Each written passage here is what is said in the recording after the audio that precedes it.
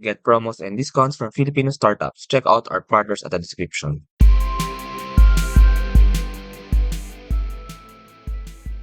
Suzette Rosario is founder at Nurse Today, the new way to accessible nurse care. Hello Suzette, welcome sa Startup Podcast PH. We're very happy to have you. Kamusta? Kamusta? Hi, Johnny. Thank you for having me dito sa Startup PH podcast and Startup Podcast PH.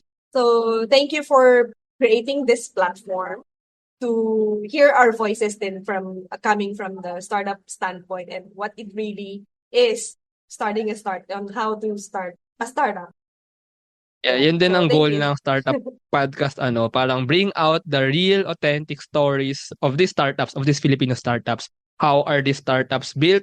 How are they contributing then to maybe like the progress ng bansa? And ano ba talaga yung parang ginagawa ng mga startups na to? And where are they really coming from? So ayun, so I'll have you do the introduction, Suzette, of NARS Today. So ano nga ba ang NARS Today? Yeah. So Nurse Today caters to both nurses or care providers and the patients. So this is a platform where they can meet or they can the patients and the clients can post a job or shift or duty where nurses and caregivers can accept the orders or the bookings. So so so there. That's Yeah, how very it is. interesting Actually, may common term na ginagamit para diyan eh. Yan ang Grab ng nursing, ng nurses. Grab ng nurse care. Parang nako-connect yung mga nurses dun sa mga may kailangan ng nurse care. Pero puntahan muna natin itong nurse care na to. I mean, I'm not that familiar kasi sa industriyang ito or sa kumbaga yung domain na ito So, ano nga ba ang nurses? What do they really do? Of course, we know yung may nursing, we know the job of the nurses. Pero like Mhm. what exactly are nurses and ano ba exactly bakit kailangan siya ng mga tao? Bakit naghahanap ang mga tao ng nurse care or ng nurses? Yeah. So first off, I'm a healthcare outsider. I don't have any medical background. I'm not a doctor. I'm not a nurse. I'm coming from the patient. So kami yung client at Hmm. before. So we were looking for caregivers and nurses para sa dalawang lolas namin. And Oh. sadly, they passed away na. Yan. But the struggle was it's really challenging in finding a trustworthy providers kasi especially we are on the sandwich generation and then we have to work so we can sustain and provide for our family members plus yung mga elderly. And so doon galing yung Sinars Today kung bakit nabuo itong platform or we wanted to help out yung mga families who also experienced the same and still experiencing the same as we had experienced before. So, So curious lang sa on that perspective na nanggagaling ka sa taong nangangailangan ng nurse care. So what were you expecting? What kind of nurse care? Kasi I mean I'm imagining like sa nurse services, pwedeng mm, yung mabilis lang or pwedeng yung parang pamatagalan na parang talagang kasama sa bahay. So in your standpoint like for your lolas nga, are you parang looking for nurses na talagang mag-stay in ba sa lugar ninyo na kasama siya buong araw? Kasi I mean I'm thinking later I'll share more of my thoughts pero sige. ano yung actual parang standpoint nyo dito nung kayo yung naghahanap ng nurse? Ayun, kasi may mga instances that we need a nursing care on demand. And of course, as long as we need at buhay pa yung aming family member, especially kapag nasa palliative kasi kapag old na and Mm. they kailangan nila ng care or critical care. Yun yung mahabaan na we need nurses and caregivers to provide care para sa family members. So it's both can be on demand or it can also be long term kasi may mga instances na if yung full-time na caregiver namin kailangan mag day off. So, kailangan namin ng reliever. So, Oo. ganun yung nangyayari. And, Ayan, sige ko. yeah. Buti na-raise yung mga ganitong complexity Kasi I mean, I'm comparing it to other mga services, let's say, kumbaga kasambahay or let's say doctor. Ang onting complexity sa nurse is first, ayun nga, may on-demand, pwede on-demand, hindi mo siya kailangan pang matagalan. Meron din yung parang kailangan mo siya pang matagalan and baka nga mag-stay in pa siya. Now, Mm. ang gusto ko sabihin dito kasi, baka ang problema rin sa Philippines is na brain drain na yung mga nurses natin. So, baka in the first place, ang nangyayari kasi, yung mga nurses natin, yung mga graduates ng BS Nursing, for example, ay mas na-attract sa mga employers outside the country. So, Mm. ikaw, what do you think of this? So, and parang on that end, yung mga nurse pa sa Pilipinas. So, are you looking for these nurses sa Pilipinas na naghahanap ng work sa Pilipinas? Kumbaga, what do you see? What do you see looking at the nursing industry din? Kumbaga, yung mga tao, yung mga nurses mismo. Okay. Siyempre gusto natin yung initial na aim is when you start a startup talaga is global scale. Kasi dapat, 'di ba gano'n? Parang inverted pyramid ba yung tawag doon? Then may mga nagsasabi din, mga who had done it. They had to start not in the Philippines kahit yung mga startup founders are Filipinos. Mostly they start in Singapore, they register mas outside the Philippines. So, nursing care is parang global crisis naman talaga siya. But yung contrary to the belief na ubos na yung nurses natin or nasa abroad na lahat. Pero you'll be surprised na parang 40+% yung mga available na nurses or RN or registered nurses, not including yung mga caregivers that are readily available. In fact, nung hindi pa namin kinikreate yung mobile app, I created quickly yung parang funnel na landing page or where nurses can sign up. And parang ang bilis kasi parang wala pang 1 week, parang nasa 63 na yung Oh, nag-sign up. So, madami na yun. Dami ma yun. ibig sabihin, marami ang nurses and caregivers na naghahanap talaga ng they can still practice their profession na hindi, kasi may mga hindi naman talaga gustong umalis ng bansa. Yeah, So, true, true. Yeah, and actually right now, I can think of one relative ko na registered nurse and naghahanap nga siya ng work. So I'll recommend din itong si Nurse Today sa kanya. Totoo, I mean, I actually know, hindi nga lang isa eh, actually baka dalawa, yung nurse sila and actively naghahanap pa sila ng more work. Kasi, mm, sige, let's go there, no? Let's go dun sa inyong product, si Nurse Today, and as you said, no, you built, kumbaga, the platform na magko-connect ng mga nangangailangan ng nurse care yung mga nurses. So how does this platform work? So for first for the nurse, how do they get signed up there and then do they put kumbaga yung what do they put there? And then for those na kailangan ng nurse care, how do they find? How do they book? How do they get services from these nurses? mm. Um, Nandun pa rin tayo sa medyo conservative and traditional way of booking. So, pumupunta sila sa page to inquire. Minsan kapag ibibigay mo yung link, hindi tumutuloy. Parang mas gusto pa rin nila na meron nakakausap Mm. na in Yeah. between. Pero doon sa mga parang siguro kagaya natin ng generation and younger ones, pwede nilang makita, they're open to booking a person na kahit stranger and book through a platform. So, ganun. So, the clients can book yung mga, if they need nursing care or any parang caregivers, so they can book via the mobile app or pwede silang mag-message sa amin sa Facebook page. And doon sa mga nurses naman, we have a website, yung nurse.today. They can sign up yung ano nila doon. Yung just email and that's it.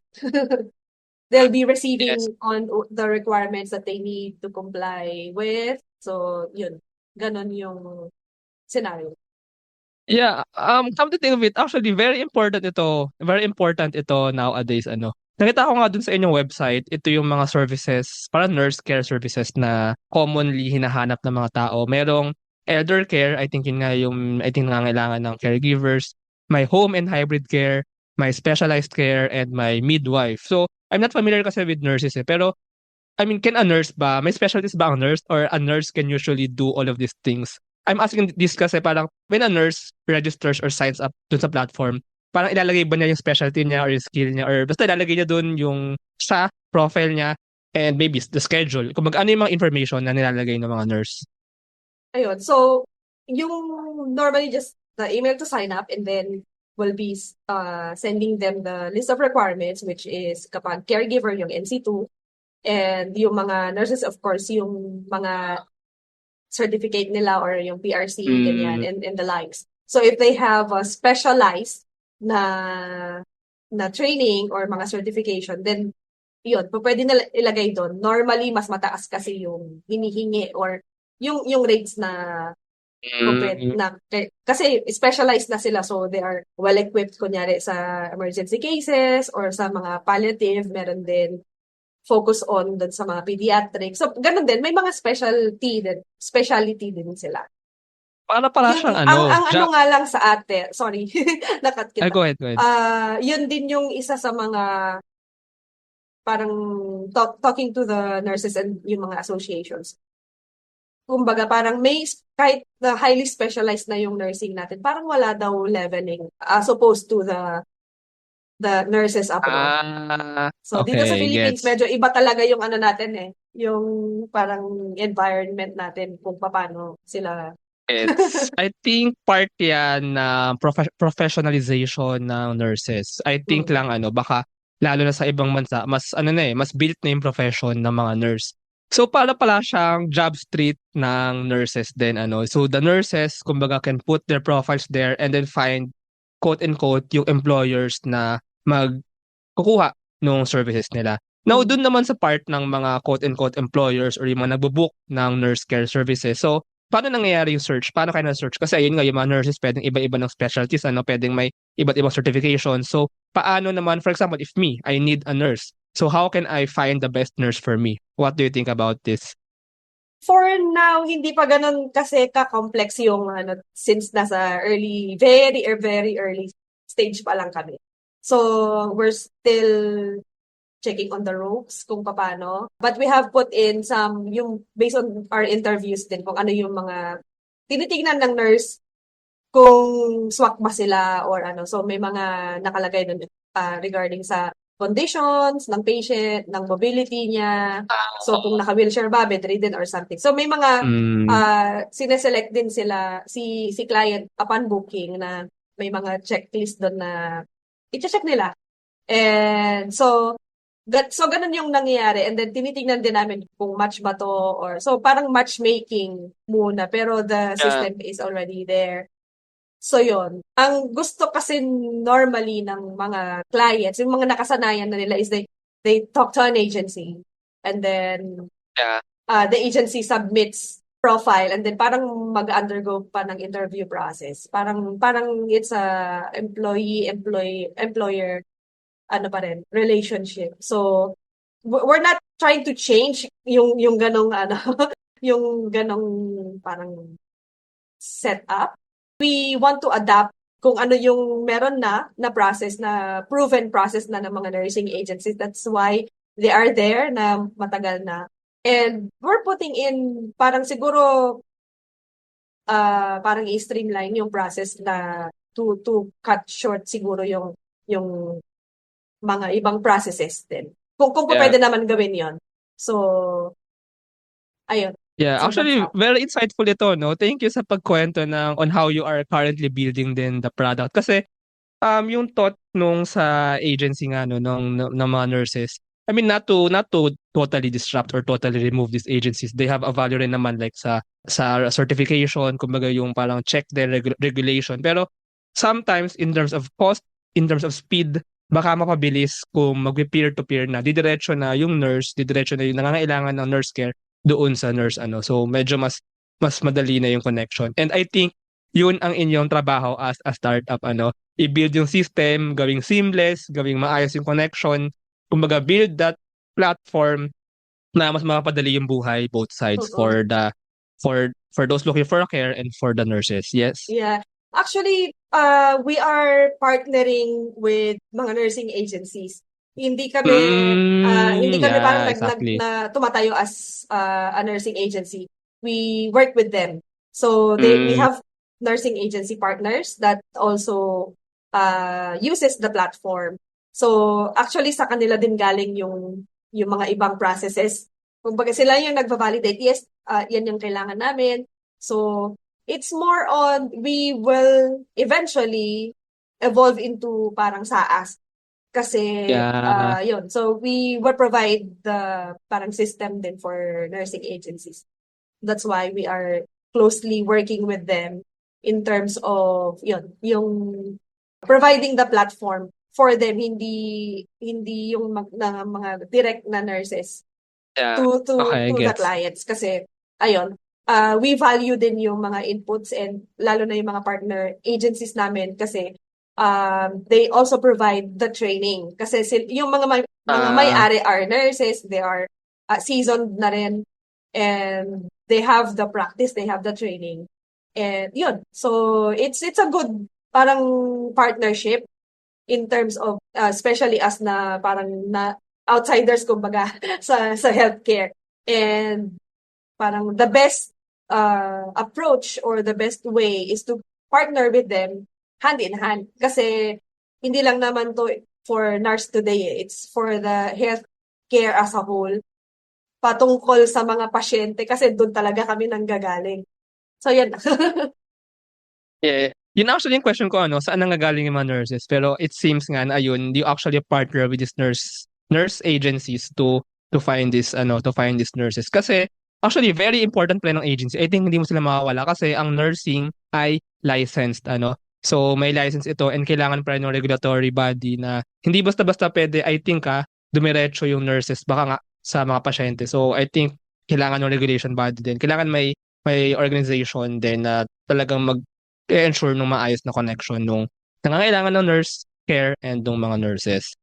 Ayun, so punta naman tayo sa stories behind Nurse Today. So, ayun nga, as someone from outside the healthcare industry, I think malakas yung naging motivation mo kasi pumasok ka not just into the startup world but also into the healthcare world So, how was it? How was the experience parang jumping really into building Nurse Today? What really made you decide and what keeps you pushing forward to build itong inyong product, itong si Nurse Today nga? Yun, medyo yung adoption ng yung ano natin, yung kultura natin in terms of private duty. And yun, ako kasi I'm from yung IT na yung background ko, creating mga, parang we are very used to be in the background na kapag may client na gustong mag-build ng mobile apps or software, so we do that. So, kumbaga, yung background namin is there. Pero it's very different yung yung kapag ikaw hindi siya madali na, ayun, we have to, kailangan kausapin mo marami ka kailangan kakausapin.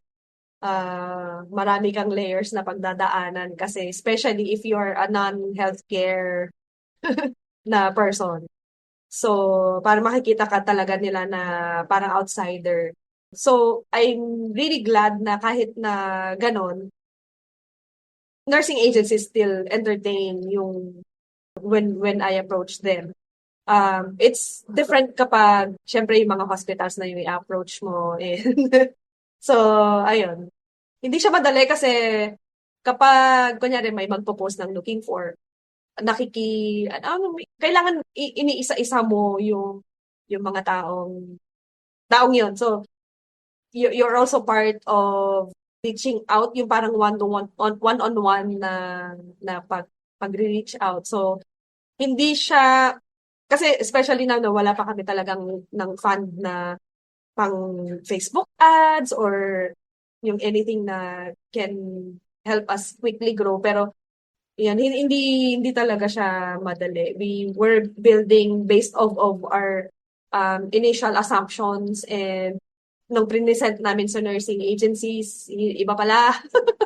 So, ganun. Parang iba pala, hindi ganun yung process and may mga hinahanap sila and ganito yung process nila. So, maraming mga changes din or revisions in terms of the processes that we did. And ganun pa rin, we are still evolving and tinitingnan pa rin namin how we can implement yung parang streamlining or yung mga automation that we can do. Yun, more on adoption din talaga and user education siguro. Yun. Yeah.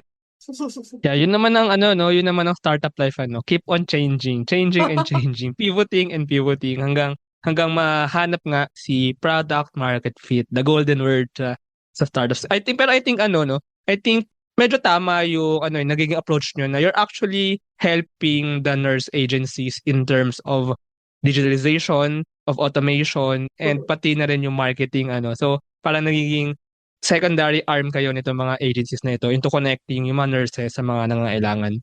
Sino pala ang team behind Nurse Today? So do you have your co-founders and how did you form the team?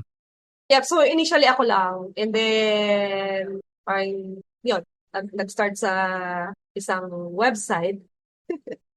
So, meron akong mga kasama and then, yun, we have yung, yung developer and I also have yung product officer. So, yun. And me as, parang nakatayo as the frontman. Mm. So, The yun. jobs of a startup founder. Actually, ikaw lahat Oo. yan. Ikaw haharap sa lahat ng yan. Kasi ikaw gumawa niyan eh. Oo. Kamusta naman pala ang iyong journey so far sa Philippine startup ecosystem? So ano, naging part kayo actually ng the final pitch, ano? And Mm-mm. na-meet mo nga, and you also joined these events, and na-meet mo nga ang aking father sa isa sa mga events na to. That's why we got connected, ano? So how are you navigating the startup world? How are you, kumbaga, learning more pa about the startup ecosystem din? Yeah, actually malaking tulong si The Final Pitch. Kasi nagkaroon ako ng parang sense of community sa startup ecosystem natin dito sa Philippines. And the platform ng The Final Pitch, John and Monica are very helpful and yun, they have helped us, pati yung mga kasabayan din na mga founders ng mga ibang startups din. And yun, nagkaroon kami ng, alam mo yun, parang sense of community na parang support system where kapag, alam mo yung nahihirapan na yan, okay lang yan, sige, push pa tayo, gano'n. Kahit na magkakaiba kami ng company or mga startups, pero nagtutulungan na, sige, kumusta ka na, ganyan. Especially si Vincent ng Milo, he's Oh. also very Mm. supportive, and MK. So, sila yung, sige, push, push, ganyan. Kumusta ka na? Sa magsusuko kasi tuloy-tuloy lang. If you need to rest, sige, muna, pause ka muna, wag, baka, alam mo, kasi nandun yung minsan, burnout ka din talaga. And what I've learned din, yun, being active sa startup community, yun, pag-join ng mga events, sa Kickstart, madalas din ako dyan, few months ng, so, before, active ako dyan, pero mas kailangan talaga na you have to focus doon sa hindi siya nakukuha sa pag-attend madalas doon kasi oo, yung support system nandoon. Pero if you really want to make it happen, kailangan mo kausapin yung customers mo, hindi yung mga Yeah. ibang founders Yeah. din eh. So, True, true. Although masaya mag-network, ano, at the end of the day, you must face the challenge. As a startup founder, you need to build the product and talk to the customer na nangangailangan ng product. yeah. Yun din ang next question ko, ano, what keeps you motivated on doing NARS today? I mean, may support system nga, pero kasi kanina you mentioned na parang when I heard your story na naghahanap, kumbaga na-experience nyo mismo yung challenge or yung problem na ito na naghahanap kayo ng nurse, ano. And now, parang gusto mo siyang isolve for other people as well na mapadali yung paghahanap ng nurses, ano. So, is that the motivation? What keeps you motivated into building NARS today further? Actually, mas maraming times na parang matitaken aback ka na parang, tama ba to? Tama ba? Itutuloy ka pa ba? Parang gano'n. So, motivation, siguro more on yung discipline na lang and grit ay kasi madalas na hindi ka talaga motivated and minsan broken-hearted ka pa nga or burnout ka. So, Hmm. siguro yung motivation, hindi ko na siya tinitignan. More on dun sa grit on and Oh. keeping, still keeping and going. So, yeah, I've learned that coming from being a freelancer din nung Hmm. na nag-start ako, parang hindi naman talaga always na motivated ka eh. Yeah. Yeah, yeah, yeah, yeah. Actually, medyo nakaka-relate ako no, dito sa startup podcast. So, medyo grit din ang nagdadala din ito eh. Right now, nasa ano na tayo. I think itong Nars Today ay magiging siguro 152, 153 third na episode. Wow. Pero maraming beses actually na napapaisip din ako na parang hindi mo na ako kumikita ng malaki. Hindi naman ako, I mean, baka minsan ang baba ng mga nakikinig. So, parang minsan nakawala ng gana. No? Pero may part na grit na go tuloy-tuloy lang, baka may mapala tayo dito. Tsaka, actually yung onting success, kasi you're starting up something, you're doing something that has never Oo. been done before. So, yung very onting success, maybe in your case nga, may mag-sign up na nurses, may ilang 50, 60 plus na nag-sign up ng first week. I think that's a lot na ano. And kung matulungan mo sila ma-connect sa mga actual nangangailangan. Sa podcast, in my case, parang onting makinig, masaya na ako. Onting, kumbaga, ma-inspire. Actually, minsan may mga nag-message na they get inspired by the other founders dito. So that's actually a very good thing din. And that also what's keep me energized in doing this. So I think, ganun talaga, no? Kasi we're doing something na, ano eh, na new and kumbaga, hindi pa nagagawa before. So, grit. I think that's a good word din, ano, grit. Now, what are your future plans pa for Nars Today? So you said na merong app and how do you plan to build pa itong startup na ito, itong platform nyo into the future? So what can we expect pa in Nars Today?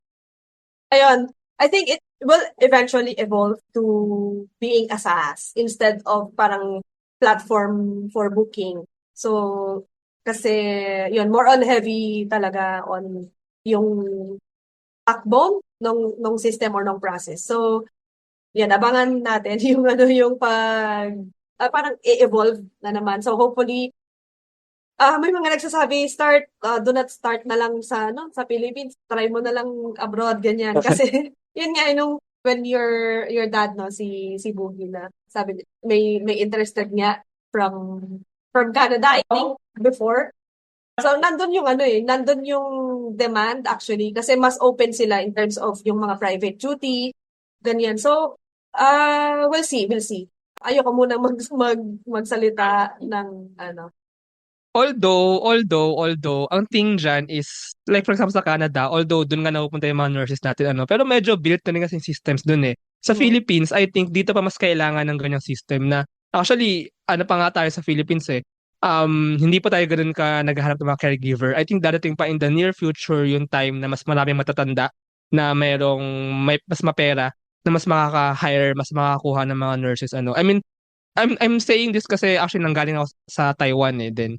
Sa Taiwan, mm, maraming mga caregivers doon na mga Filipino, Indonesian. And kasi ang Taiwan is medyo ano na, aging population. Ang Philippines, mm, papunta pa lang tayo doon ano. So baka in the near future, papunta tayo doon sa ganung pangangailangan. So baka I mean I'm not sure ano, I'm not sure pero baka yun din yung opportunity na naghihintay for nurse today kasi as a Philippine as a country baka yun yung kailanganin natin in the future. So better build it now. But I'm not sure. I'm yeah. just saying this. Actually kasi, 'di ba, I'm 40, nasa 40s na ako. And for sure maghahanap ako eventually ng mga ganito kasi 'di ba, parang our generation, I'm not sure, bata ka pa. I'm Pero 30 yun nga, plus. bata ka pa. So, tingin ko yung generation natin, we will look for platforms like these na, 'di ba, Yeah. Mm. nasanay tayo Mm. sa food being delivered to our homes, Mm. yung Yes. pipick up sa atin ng ride going somewhere. So, eto kasi yung kulang, medyo tricky naman talaga ang healthcare. But ako myself, parang I'll be looking for something like this when I need one in the future siguro. Kapag, when it happens. Yeah, actually, yeah, super agree, super agree, super agree sa generation natin.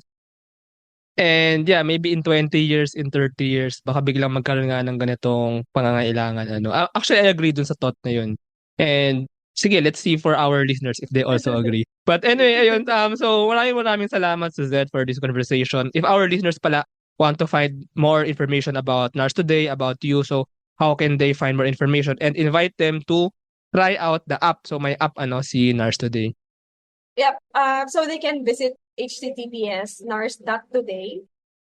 So yun yung website namin, and that's also the handle ng page. So they can visit Nars Today sa Facebook page namin. So, yun, you can also download and try out. We keep on changing din naman or evolving and developing ng app. So, yun, hopefully you'll find this insightful. Yeah, I'm not I even really sure why actually I'm here. very. Yeah. I myself, ang dami ko naisip din eh. And ang ganda na actually ng mga insights na napag-usapan natin dito. So, ayun, ilalagay ko yung website sa baba. So, it's nars.today and try out the app. And announce ko na rin dito na ang startuppal.ph ay may website na. So, and yung website na yun ay meron yung marketplace. Sa marketplace na yun, dinidisplay natin yung mga products ng mga startups na na-interview natin. So, ilalagay din natin dun ang app ni Nars today. So, ayun, Good. maraming salamat, Suzette, for this conversation. Thank you. Thank you, Johnny. Follow nyo din si Startup Podcast PH. Yan. Bye! Salamat.